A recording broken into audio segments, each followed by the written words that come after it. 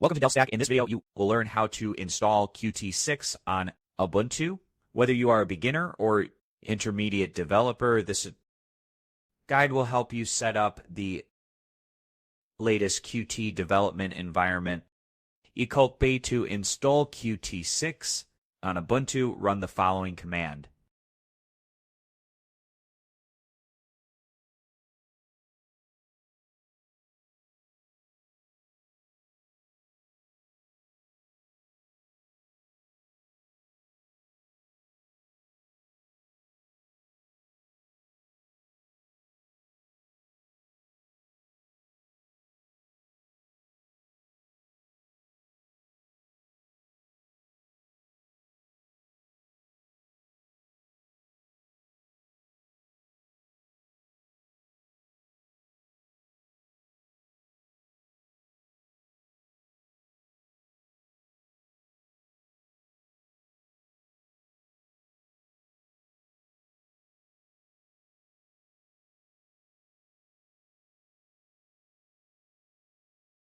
Let's check if Qt6 installed successfully.